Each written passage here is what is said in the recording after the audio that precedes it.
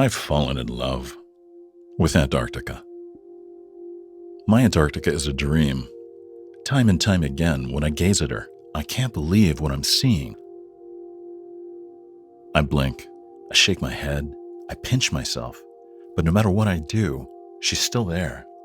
Even when I return home, she's always with me. I feel like I'm dreaming when I'm with her. I dream of her when I'm away from her. My Antarctica is transcendent. Her lyrical beauty is so powerful that it gets hard to breathe as she fills me up with wonder. My Antarctica is purity incarnate. Every second of every day, she's washed clean by the kisses of clouds and the caresses of waves. As she melts, she shares herself with the world, infusing us all with her cool, clear waters. My Antarctica is intimate. She quietly whispers her secrets in tiny little details.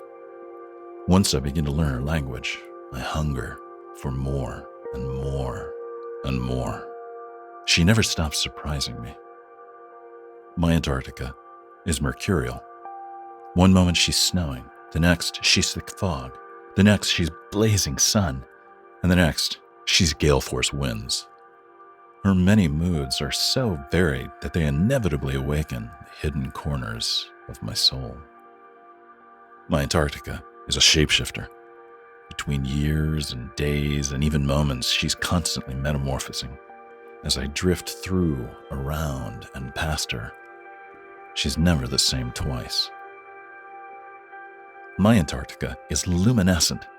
Over her, the sun passes by every angle, through every state of weather, taking on every color, always reflected by water and snow.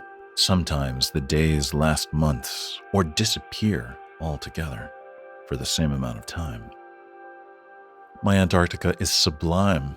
First, she stuns me with unimaginable beauty, and then she overwhelms me with terrifying contrasts. She's the coldest, iciest, windiest, highest, driest continent on the planet.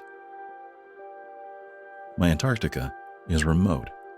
She's the most isolated continent. She's the last to be discovered. When I go there, I get away from it all and return to something within myself. My Antarctica is ferocious. Ringed by the roughest seas in the world, she blows winds up to 200 miles an hour and cools temperatures down as low as 130 degrees below zero. My Antarctica is wild. She's a crystal desert, almost devoid of life, but ringed by oceans teeming with life. Home to so many wild things, she's the wildest thing of all. My Antarctica is echoes. The bird calls, the whale answers. The wind blows, the sea curls. The sky thunders, the glacier shudders. The ice cracks. The tsunami rushes. The mountain crumbles. The ice preserves its shape. The clouds descend. And when they lift, nothing is the same. My Antarctica is aquatic. She's water, constantly changing her states. Her clouds coalesce into snowpacks, into ice melts, into water, evaporates into clouds, again and again and again. My Antarctica is connected. Her cold meltwaters drive the ocean currents that change the world's weather. There is no place on our planet that is unaffected by her. My Antarctica is immense. She shows me how vast she is, and that our world is wider still. She makes me feel so small, and yet connected to everything. My Antarctica is space. She has big shared spaces for so many things, including my body. She has little private spaces for so many thoughts and feelings, including the ones I wasn't previously aware of. She's all those elusive distances and the gaps in between them. My Antarctica is liminal.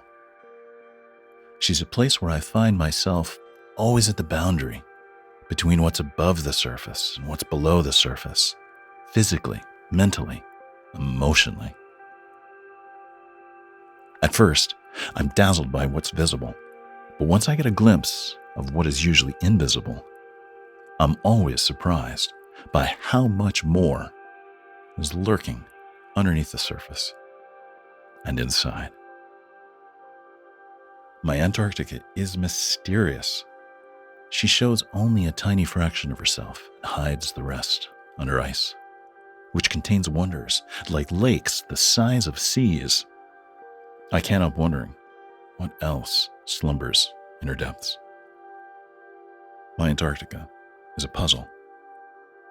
I never see her in her entirety. I only see her in fragments that, once assembled, suggest both a larger whole and many, many missing pieces.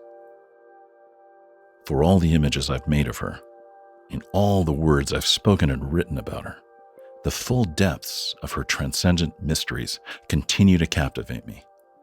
I can't wait to return to Antarctica. I feel a profound sense of gratitude for having been able to visit her so many times.